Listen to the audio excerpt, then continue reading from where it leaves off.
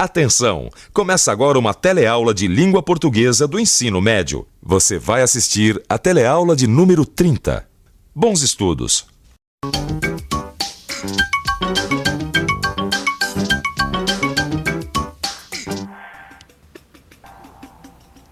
Estudar língua portuguesa também dá samba, meu amigo. Na teleaula de hoje você vai ver por quê. Nós vamos pôr em prática tudo o que a gente aprendeu sobre linguagem jurídica neste módulo.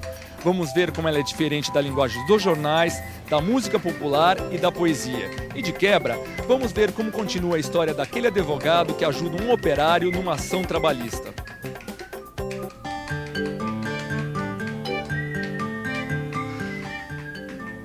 Dá só uma olhada naqueles dois. Eles resolveram cair no samba. Enquanto eles não começam a trabalhar, vamos aproveitar para lembrar o que eles escreveram na teleaula passada. Você se lembra deste advogado, não é mesmo? O nome dele é Doutor Peçanha. Ele foi procurado por um operário que tinha sido demitido e que não recebeu tudo o que devia pelas horas extras trabalhadas. O Doutor Peçanha resolveu levar o caso à Justiça do Trabalho. E por falar em horas trabalhadas... Ei, vocês dois? Nós? Vocês, sim. Vocês não acham que tá na hora de trabalhar? Ela tá certa. Chegou a hora do julgamento começar.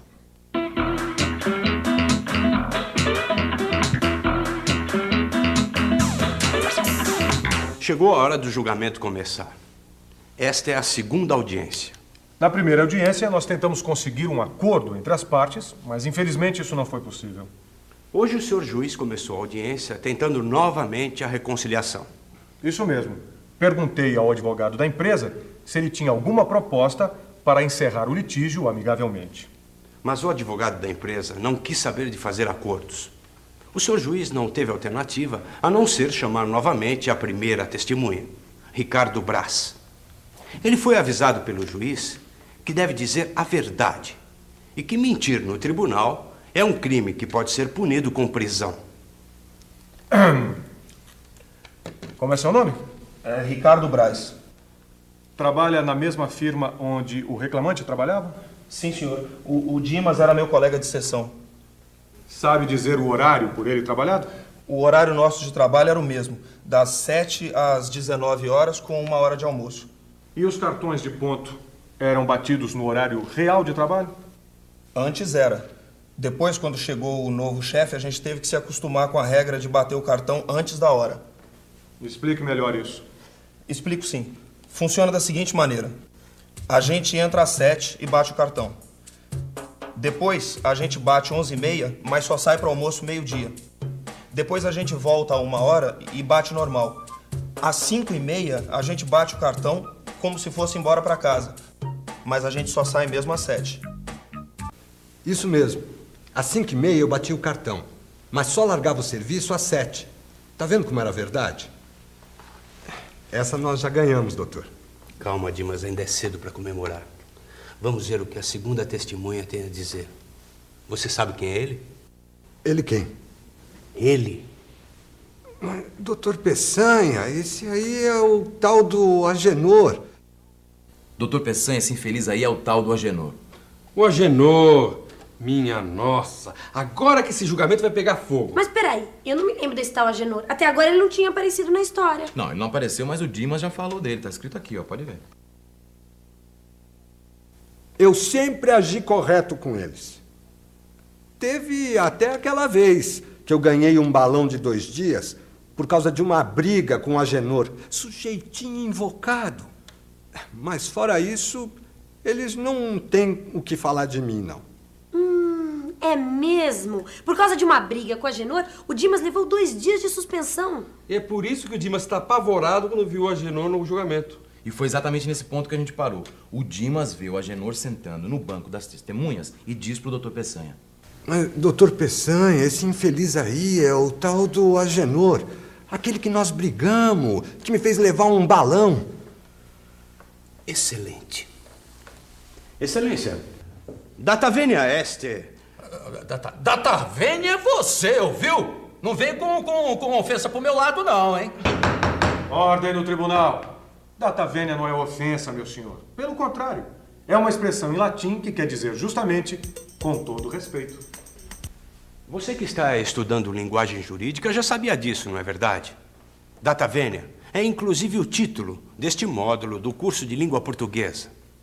Você deve se lembrar. O senhor advogado pode, por favor, dirigir-se ao tribunal? Agora mesmo, Excelência. Como eu estava dizendo, a testemunha é inimiga do reclamante. Contradito-o por suspeição. O senhor confirma que é inimigo do reclamante? Bom, senhor juiz, eu e o Dimas já brigamos uma vez, não é? Mas é que era eu que estava com a razão. Tava com a razão coisa nenhuma. Tava com a razão coisa nenhuma. Eu que tava com razão de brigar. Ah, é? Então como é que você explica que só você levou o balão e comigo não aconteceu Você nada? é puxa-saco de patrão. Que puxa-saco? Claro que é. É você que é um... Vai, intriga. Ah, onde já se viu? Essa confusão toda não estaria acontecendo se o Dimas e o Agenor tivessem um pouquinho mais de conhecimento da linguagem jurídica. Então quer dizer que conversando em linguagem jurídica a gente se entende melhor, doutora? Depende. Se a conversa for num tribunal, pode ter certeza que sim. A linguagem jurídica facilita o entendimento entre o juiz e os advogados. Quem diria, hein? Para facilitar as coisas, a senhora precisa falar difícil. Não, nada disso. Eu não sou obrigada a falar difícil. Ah, não? Então para que serve a linguagem jurídica dos advogados? Serve para discutir os fatos da maneira mais objetiva possível e sempre de acordo com a lei. A linguagem jurídica serve principalmente para provar que aquilo que se diz é verdade. Para provar a verdade, a linguagem de um texto jurídico deve ser objetiva e precisa. Mas não é só na profissão de advogado que isso acontece. Vamos ver? Numa banca de jornal como esta, a gente encontra revistas de ciência, revistas de tecnologia e revistas com as notícias da semana. E dentro delas, a gente encontra informação. A gente pode se informar lendo qualquer uma dessas revistas. Todas elas estão escritas em português. E todas elas devem ter o mesmo compromisso com a objetividade e com a verdade que a gente encontra na linguagem jurídica. Mas se a gente reparar bem, a linguagem dos textos é sempre um pouco diferente, dependendo do assunto de cada revista. A linguagem de um texto científico é diferente da linguagem de um texto técnico, e as duas linguagens são diferentes da de um texto jornalístico. Vamos ver um exemplo? Meu amigo, por favor, lê essa notícia aqui pra gente. Morre o guardador de carros Alexandre Felipe da Silva. Com 19 anos, ele tentava chegar à Itália como clandestino no compartimento de trem de pouso de um Boeing da Varig, onde a temperatura é de 50 graus negativos. O texto é curto e grosso, conta apenas o que aconteceu e mais nada. Em outras palavras, é um texto jornalístico totalmente objetivo. Você concorda comigo? Concordo. Você não acha que um texto que trata de um assunto tão triste como a morte poderia ser escrito diferente? Poderia. E se fosse um samba, você acha que o texto ficaria muito diferente da revista? Depende do sambista, né? Eu falava, mas você não me escutava, não. Iracema, você atravessou contramão. E hoje ela vive lá no céu. Senhor, de lembrança guardo somente suas meias, seu sapato. Iracema, eu perdi o seu retrato. Você já tinha ouvido este samba do Adoniran Barbosa, que ele estava cantando com Elis Regina? E o Adoniran é tão famoso que não precisa nem apresentar. Mas para quem não sabe, ele nasceu no interior de São Paulo em 1910 e morreu em 1982. Eu queria mostrar para o Alencar um samba que falasse de morte. Aí eu lembrei desse samba do Adoniran, Iracema. Escuta só. Iracema, eu sempre dizia, cuidado não atravessar essas ruas. Eu falava, mas você não me escutava, não. Iracema, você atravessou contramão. No samba Iracema, você percebe como a linguagem da música popular é diferente da linguagem de um texto jornalístico. O Adoniran não conta que perdeu sua amada num acidente com aquela objetividade das notícias. Muito pelo contrário, ele faz questão de dizer o que ele sente, de mostrar que está sofrendo. Ele não fala Iracema morreu, ele diz, ela vive lá no céu. E hoje ela vive lá no céu. Senhor, de lembrança guardo somente suas meias, seu sapato. Iracema, eu perdi o seu retrato. Pois é. Enquanto você estudava as diferenças entre a linguagem do texto jornalístico e do texto poético, eu continuava trabalhando com linguagem jurídica para ajudar no caso do nosso amigo Dimas. E o doutor aqui trabalhou muito bem. Ele convenceu o juiz de que o Agenor não podia ser testemunha porque nós tínhamos brigado. E como ninguém testemunhou contra o meu cliente, eu não tive a menor dificuldade em provar que ele estava certo. É, mas eu ainda vou ter muita dificuldade em receber o dinheiro daquelas horas extras. É verdade. Mas esse assunto vai ficar para a próxima teleaula.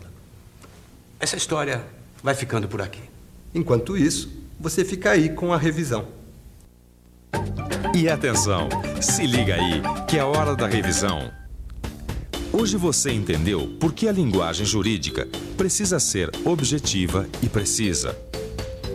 Você aprendeu que a objetividade também é importante na linguagem dos textos de informação. E viu ainda que nas letras das canções e nos versos dos poemas, a linguagem não precisa ser objetiva nem informativa. A teleaula acabou, mas a batucada e os estudos continuam. Para tocar o samba como se deve, eu preciso ensaiar. Para aprender de verdade, você precisa estudar. Vai fundo que eu dou a maior força. Eu sempre dizia, cuidado não atravessar essas ruas. Eu falava, mas você não me escutava.